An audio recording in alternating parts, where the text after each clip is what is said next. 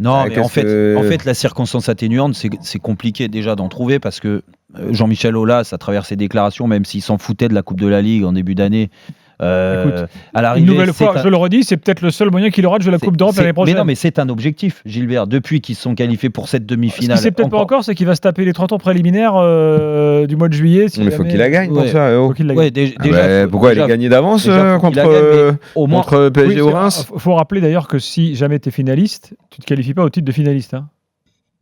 Oui, bien sûr, qu'on se qualifie pas au titre de finaliste, bien sûr. Que la Coupe de France, au cas où le vainqueur est dans les places européennes. Mais ils n'ont aucune circonstance atténuante, les Lyonnais, parce que le scénario ou les excuses, il fait froid, la pelouse est pas bonne, il y a personne dans le stade. Là, le stade était bien garni parce que les gens ont envie de revivre une finale enfin. Et bon, c'est le cas, mais c'est tiré par les cheveux.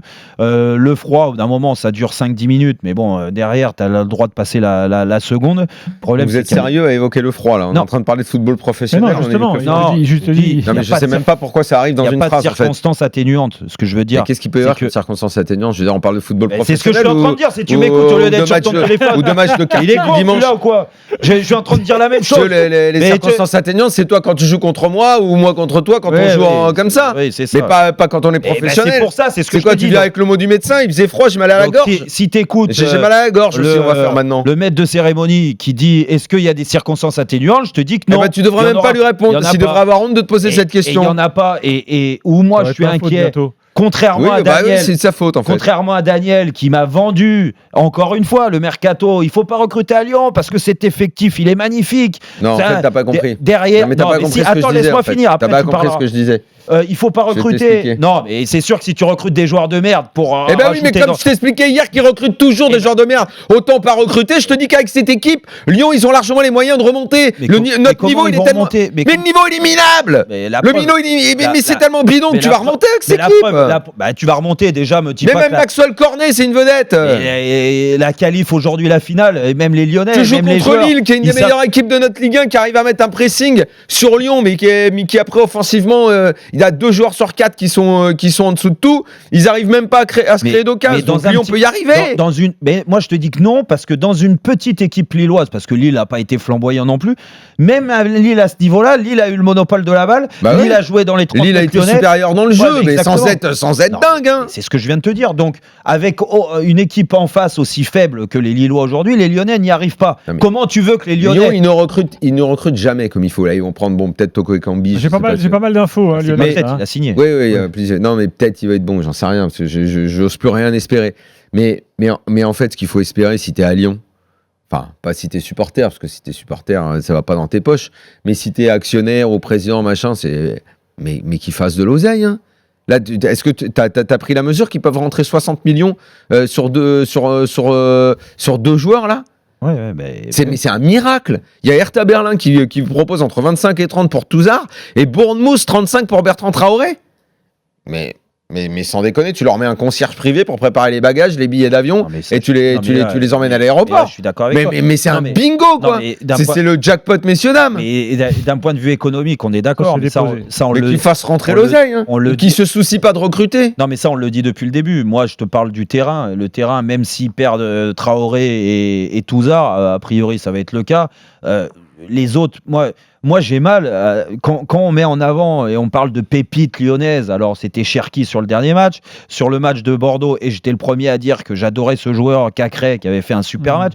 Aujourd'hui, tu l'as vu le match de Cacré, le pauvre, il est mis là au départ, il débute au niveau professionnel. Alors lui aussi doit mieux faire. Ok, dans l'attitude, je pense pas que ça soit un coureur à pied. C'est pas quelqu'un qui va faire 15 bornes par match et qui va aller au turbin pour récupérer, gratter des ballons. C'est pas son rôle du tout. Mais t'as vu de qui il est entouré et qui lui montre l'exemple aujourd'hui. C'est pour ça. En plus, c'est lui qui est pénalisé parce qu'il est sorti assez vite et c'est Touzard qui le remplace par son entraîneur. Mais quand je vois les prestations, le milieu de terrain que je mettais en avant dans l'avant-match, où je disais enfin, Lyon avec cette équipe-là, ça a de la gueule avec le ballon, techniquement. Aouar, Cacré, Mendes qui joue devant la défense, qui a un rôle plus défensif mais qui sait faire des passes. Franchement, j'en salivais un petit peu d'avant. Je me disais, ça, cette équipe, elle va avoir la maîtrise du jeu, le contrôle du match au milieu de terrain. Et à l'arrivée, ça a fait pchit. parce que Aouar court pas assez, parce que Cacré est totalement dans ce que fait Aouar, et puis Mendes, c'est pas un joueur de haut niveau. Quand je te parlais de mentalité, mais Mendes, le Mendes qu'on a vu, Thiago Mendes qu'on a vu de Lille, mais il est où à Lyon? Il est où dans la performance, dans l'exigence du haut niveau, dans la mentalité de Grinta? Tu l'as vu le premier but de Sanchez? Mais il subit l'action, comme il a subi ses passes aussi, où il y a un nombre de déchets incroyable. Donc ce que je veux dire, c'est qu'avec ces joueurs-là, et pour répondre à Daniel, qui dit, là je suis d'accord, si c'est pour remplacer avec un joueur moyen, faut pas. Mais avec cette équipe-là, s'il n'y a pas une prise de conscience qu'ils ne sont pas dans le vrai aujourd'hui, mais Lyon ne arrivera jamais à remonter dans les 2-3 premières places du championnat. Aujourd'hui, ils sont pas plus cons que les autres. On les voit, les matchs. On voit bien qu'il y a un problème de mentalité à Lyon. mais il est con, ce mec. Putain, mais franchement. Alors, il y a un problème de mentalité à Lyon. Et tu vas me prendre des joueurs offensifs qui ont peut-être de la qualité, Toko Ekambi, Kadewere ou d'autres.